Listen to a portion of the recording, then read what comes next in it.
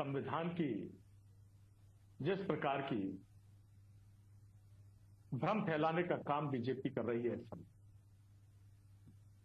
1975 में किस प्रकार से आपातकाल लगा था, संवैधानिक व्यवस्था को शायद इन लोगों ने ठीक से देखा नहीं। दूसरी ये बड़ी विचित्र स्थिति है, 1977 में इसी का प्रचार करते हुए, देश में भ्रम की स्थिति फैलाते हुए, कई दलों को एक करके, जिसमें जनसंघ का विलय, अन्य दलों का विलय करते हुए, लोक दल का विलय करते हुए, कई पार्टियों का विलय करते हुए जनता पार्टी बनाकर इन लोगों ने मोरारजी देसाई की सरकार बनाई। एक झूठ का पैमाना छलका, 1979 में इनकी सरकार गिरी। जनता के बीच में कांग्रेस ने सत्य को प्रसारित करना शुरू किया कि आखिर आपातकाल लगा तो क्यों, आखिर वजह क्या रही। जब उन जनता के बीच में इस चीज को बताया गया तो ये निश्चित समझ लिए 1980 में प्रचंड बहुमत से इंदिरा गांधी जीती। अगर वो गलत होती तो 80 में जिस प्रकार से सरकार उनकी बनी वो सरकार नहीं बनती।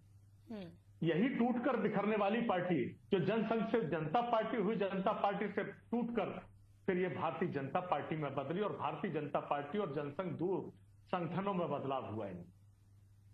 बहरहाल इनकी सत्ता की भूख यहीं तक नहीं रुकी, ये कांग्रेस को बदनाम करने के सारे शगुफे अपनाते रहे।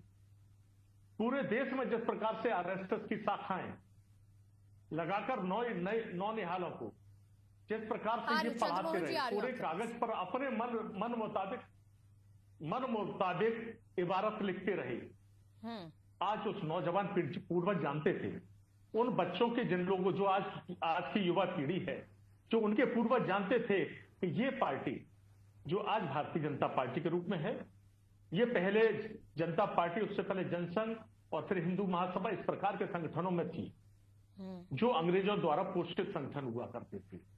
तो उस कंडीशन में ये लोग जानते थे कि उन्होंने आजादी के परवानों के साथ किस प्रकार का व्यवहार किया था, इस देश के साथ क्या रवैया इनका रहा था, इनको सिरे से नकारने का काम किया। 1977 में ये झूठ प्रचारित करके सरकार तो बना पाई, लेकिन वो ज्यादा टिक ना सकी, क्योंकि जनता जानती थी कि देश को चलाने में सक्षम अगर कोई है तो उस वक्त कांग्रेस है। क्योंकि और अब जो 2025 में कांग्रेस को नकार के बीजेपी का समर्थन किया जा रहा है, वो जी मैं कह रही हूं सर, अब जो 2025 में राज्य दर राज्य अगर देखें तो कहीं ना कहीं बीजेपी के पक्ष में जनता उतर रही है और कांग्रेस को नकार रही है। उसको किस तरीके से आप देखते हैं? उसको फिर से इलेक्शन कमीशन में गबन की तरह देखेंगे? बिल्कुल बिल्कुल, मैं आपको बताता हूं। देखिए, इस वक्त की कंडीशन ये है कि 2014 से फिर झूठ प्रसारित करके इनकी सरकार बनी, और सरकार बनने के बाद इनके जो वायदे थे वो उन वायदों पर ये बिल्कुल भी 2014 में सरकार बनी, इनके जो वायदे थे उन वायदों पर ये खरी नहीं उतरी। 2 करोड़ रोजगार प्रतिवर्ष, किसानों की आय दोगुनी, और इस प्रकार से कई वादे। फिर ये 2019 में इन्होंने कहा कि मुझे थोड़ा समय और दे दीजिए, जनता ने फिर इनको समय दिया। 75 साल 75 वायदे के साथ ये सरकार फिर बनी। 75 वायदों में से कितने वायदों पर ये खरी उतरी, ये भारतीय जनता पार्टी के प्रवक्ता अगर अपने दिल पर हाथ रखकर ये कहें कि वास्तव में कितने वायदे पूरे हुए, ये खुद सत्यता पर आ जाएं, ये खुद कहें कि सरकार खुद की झूठी सरकार है।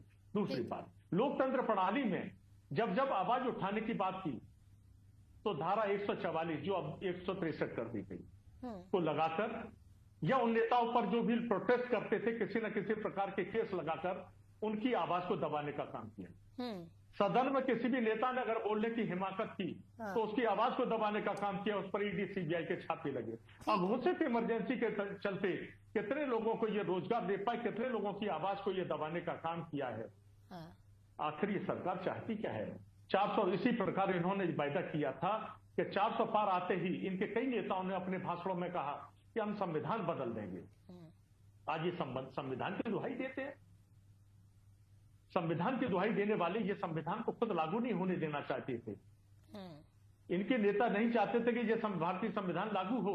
ये आज अंग्रेजों के उसकी बात करते हैं